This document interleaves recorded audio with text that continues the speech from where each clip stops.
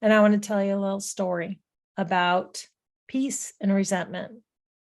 These are two people taking a walk on a narrow path, and they're not together, but they're walking the same path. And peace trips over a rock. And so she picks up the rock and she looks at it and she decides, I think I'm just going to put this rock on the side of the path so nobody else trips over it. Resentment, not too far behind, is walking the same path and stumbles over a different rock. And resentment is so irritated by this rock, she decides that she's going to put this thing in her backpack. So resentment is now carrying this rock in her backpack. So peace is moving forward on this path, and she comes across this open area, and the wind is blowing, and a branch falls from this big tree. And she kind of jumps out of the way, but it scratches her arm. And so she pauses and she looks at her arm, and she's putting a little, pressure on it to stop the bleeding, and she's tending to her wound. And she again takes the branch and moves it off of the path. So she's taking care of herself. Resentment is also struck by a branch with this gust of wind, and resentment picks up this branch and whips it up at the tree. And as soon as she does that, it dislodges another branch from the tree, which falls on her head and creates a bump on her head. So she throws the branch and she's in more pain.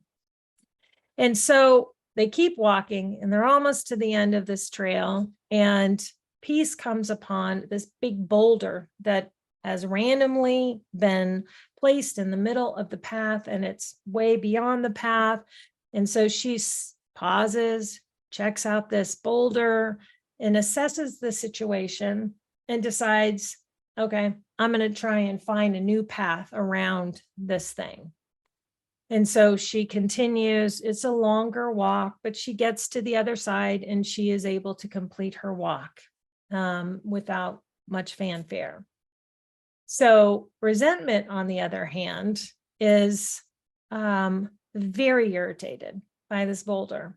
And she is just livid that whoever maintains this path is allowing this boulder to be there. And she feels incredibly violated by the fact that this boulder is there.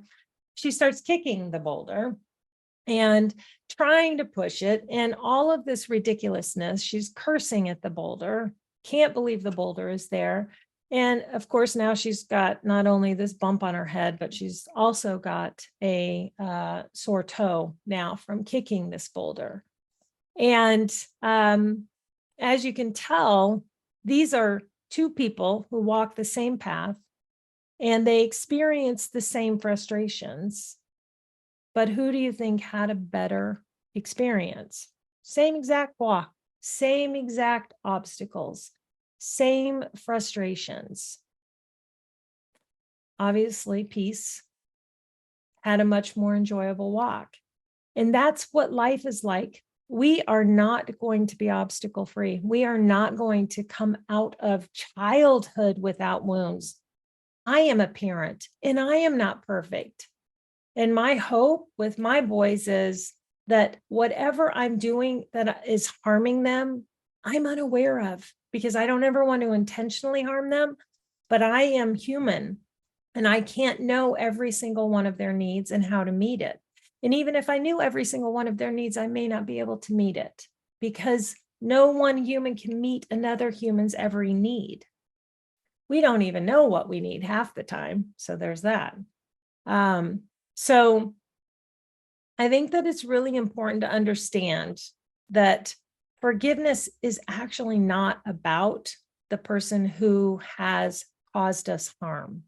Forgiveness is an inside job. It's about releasing the negativity we're carrying, removing. If you imagine somebody like resentment, every time you feel violated by somebody, imagine it's a rock, and you choose to put that rock in your backpack as a reminder that this is not this is not okay. And I'm going to pick up all these rocks because they shouldn't be here. This is wrong.